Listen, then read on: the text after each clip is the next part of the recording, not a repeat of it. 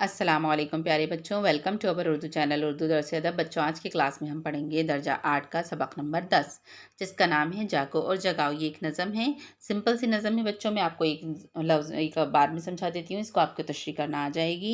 जागो जागो जागो प्यारे, जागे दुनिया वाले सारे, देखो सूरज चाँद सितारे, करते हैं सब तुमको इशारे, तुम भी गफलत से बाज आ जाओ, जागो जागो सबको जगाओ। है ना।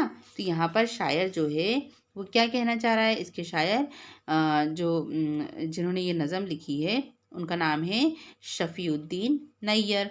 तो इन्होंने ये नज़म लिखी है और वो ये कहना चाहते हैं इसके अंदर कि अपने वतन और कौम के लोगों को जगाते हुए कि लोगों, अब सोने का वक्त नहीं है, ये वक्त बड़ा कीमती है, उठो और अपने वतन और अपने कौम की तरक्की में लग जाओ।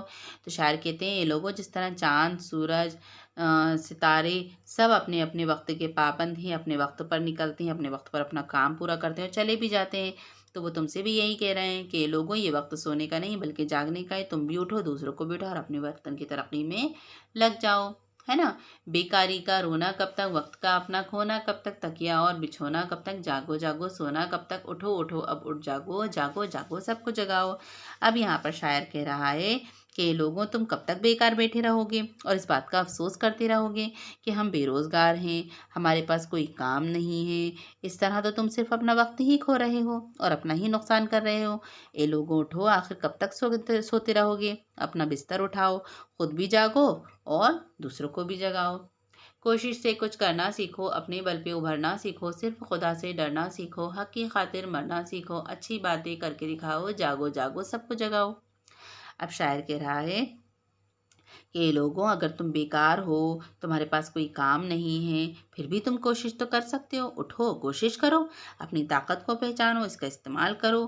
खुदा के अलावा किसी से मत डरो, सिर्फ उसी से ही डरना सीखो और हमेशा सही रास्ता चुनो, इख्तियार करो। सच्चाई की वजह से अपनी जान भी देने से मत डरो। तुम इस बात को साबित करो कि दुनिया में सब कुछ बुरा नहीं है। तुम ऐसे अच्छे काम करके दिखाओ कि लोग तुम्हारी बातों को समझ लें। ये पैगाम तुम भी याद रखो और दूसरों को भी याद कराओ। ठीक है। कौम की खिदमत करके दिखाओ, कौम के बिगड़े काम बनाओ, कौम की कश्ती पार लगाओ, कौम को ये पैगाम बताओ, सोने वालों जल्दी आओ, जागो जागो सबको जगाओ। अब शायर कह रहा है, ए मेरे वतन के लोगों, अपनी कौम की खिदमत करो, कौम के बुरे वक्त में उसका साथ दो, उसके बिगड़े काम बनाओ। अगर कोई मुसीबत और परेशानी में है तो उसकी मदद करो, उसको परेशानी से बाहर निकालने में पूरी कोशिश करो। कौम के हर फ़र्द तक इस पैगाम को पहुंचा दो, यानी हर इंसान तक।